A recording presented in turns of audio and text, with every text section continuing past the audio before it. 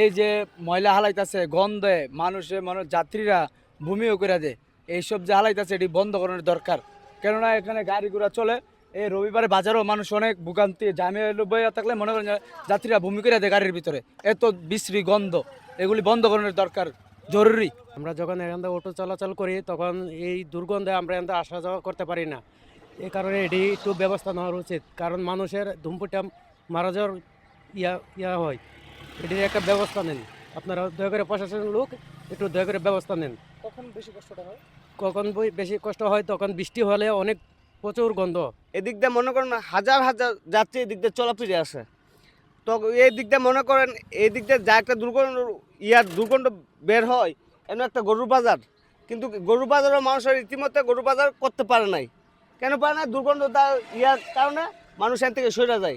আর এদিক দিয়ে মনে করেন বৃষ্টি আসলে কোনো রুটঘাট একদম আবর্জনা ময়লায় একদম হয়ে থাকা, রুটের মধ্যে মানুষ কোনো চলার মতন সিস্টেম থাকে না।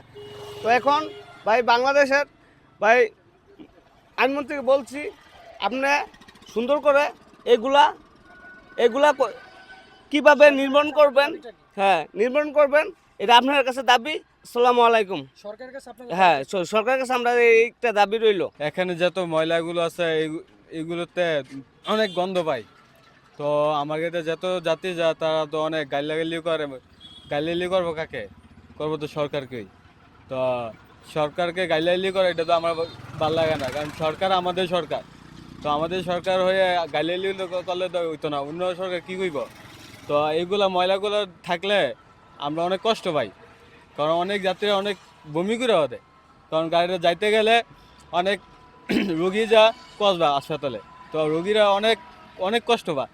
তো আমার অনুরোধ সরকারকে এইগুলো তাড়াতাড়ি পরিষ্কার করা, কারণ এইগুলো থাকলে তো মানুষ ওরা অসুখ হইব। ধন্যবাদ আপনাকে। আমি উপজেলা নির্বাহী অফিসার এবং পৌর প্রশাসক কসবা হিসেবে দায়িত্ব পালন করছি।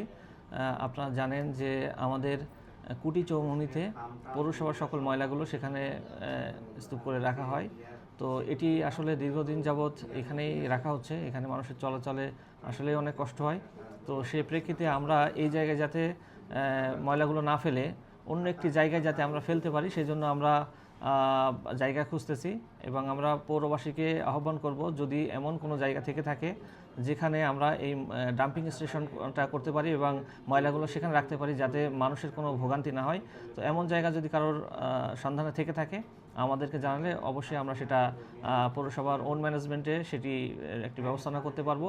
এবং একই সাথে এই ময়লাগুলো যে এখানে রাখা হচ্ছে, তো এটি যাতে বেশি দুর্গন্ধ না ছড়ায় এই জন্য আমাদের পৌরসভার পক্ষ থেকে প্রতিনিয়ত সেখানে ময়লা ফেলানোর পর সাথে সাথেই ব্লিচিং পাউডার দিয়ে সেটি যাতে বেশি দুর্গন্ধ না ছড়ায় সেই ব্যবস্থাটাও করা হচ্ছে।